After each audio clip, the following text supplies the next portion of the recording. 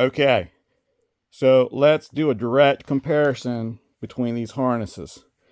And I'm going to start off by saying I am not saying one harness is better than the other. This is the Casper's reproduction harness with the Ecu-gn overlay. Okay. It is designed as a reproduction harness for a stock OEM replacement Grand National harness with everything that the factory harness has, with the exception of the addition of a few things for the Ecu-gn. Okay, this over here is the prototype, the only one that exists of the Ecu-gn harness made by Don Cruz at Cruz Performance at my request.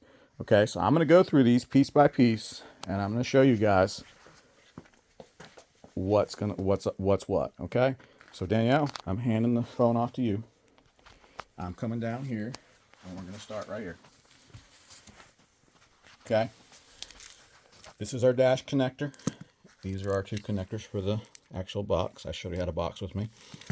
Here's your wideband connector, and here are your four extra wires, okay, which will go to the breakout connector. So then we go through, back up, baby, need more space. We go through the harness, or excuse me, we go through the firewall right here, the connector, and this is your heater feed. Guys see me replace a lot of these. And this is the stuff that goes over on the fender well. Okay, so here we have the ESC module. Yes, not all of us are using the ESC module, and if you're not using the ESC module, you just put two wires together, loop two of these wires together, and you're done. And this connector does nothing. It could go away. Make it go away in harness.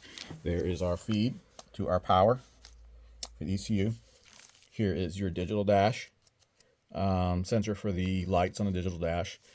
Here is your map sensor for your analog parts.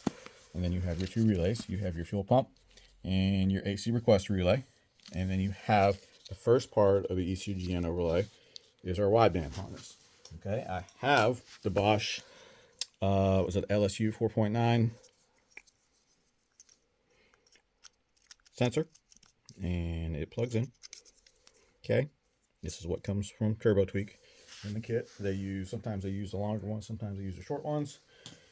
Okay, so now we are at the breakout connector. The breakout connector is an add-on, and the breakout connector has 1, 2, 3, 4 extra wires, which go back to right here.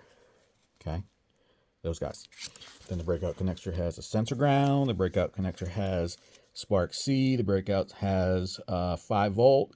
It has, I think, PWM 3. Might have PWM 1. And then it might have a high current. I'd have to look at the schematic, but they do give you the pinout. Okay, this is what I'm branching off of and running all of my alky, my transducers, most of that stuff feeds out of this guy. Okay, so now we move along down the harness. Follow me, Danielle. Over by the AC box, here's our grounds. Okay, these grounds go back on the right rear of the cylinder head. Steve likes to put them on the intake manifold. It's a little bit easier. It doesn't matter if it grounds to the bolt that goes through the intake to the head or the back of the head, in my opinion. Then you have the purple wire from the starter from your ignition switch, your fusible link wires that power everything that's hot all the time.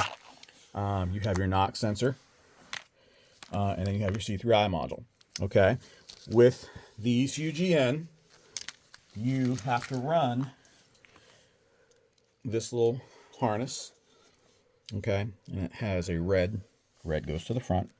We're going to assume this is the front. I'd have to check it. Okay, and it pushes in like that. And I would just put a nut or a zip tie or something on that. Okay, I wouldn't leave this dangling. I'd zip tie it under the coil at back, and you won't even know it's there. So this is the jumper you have to run. Okay, this goes to your D599A coil, like so. Your truck coil, your Impala oil coil, GM push rod 3.9s and 3.5s. Use this coil and 4.3s. Okay. Then you have a ground. Put your ground wherever you want it. A lot of times I run the ground in here, and I believe Bob's got No, he doesn't. That's my transducer wire. But I run the ground in through here because it's going to a sensor ground. Actually, it loops back to here, so I just run it into there. Well, it loops back to here, guys. There's the grounds. Okay. The purple wire, he added for me at my request when I get him to go to my fuel pressure transducer. Okay, so that's where that goes. I don't know if all of these harnesses have this one. The yellow wire obviously is a spark, spark C, and that is controlled in the ECU software. This is going to be real simple now. We have fuel injector harness, EGR harness, which plugs into that, TCC, firewall, power master, and high and low speed relays for your fans. All right, and now you have your alternator. Let's see, let's lay it correctly. Okay, this is going on the valve cover. So you got your alternator and everything that goes down the front of the engine. Okay, you have your tack, right here for you guys with your external tacks. Then you have your fuel pump prime, you have your AC high pressure, boom. You have your alternator, boom. You have your oil pressure idiot light. You have your wastegate solenoid there. You have your O2, your TPS, your water temperature idiot light, cam sensor, or TPS as cam sensor, that's TPS, your IAC, your high speed fan on intake, and I missed the crank sensor, wherever that is. Crank sensor, Steve. Crank sensor is there somewhere. I know it's there. Right here's the crank sensor. This video is probably getting a little long. I'll probably have to make two. Okay, here we go.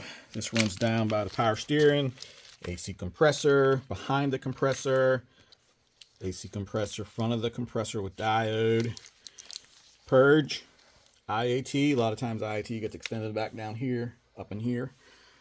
And you have your fan and your MAF. Okay, at this point, I'm going to stop the video and I'm going to make another one because it's getting too long.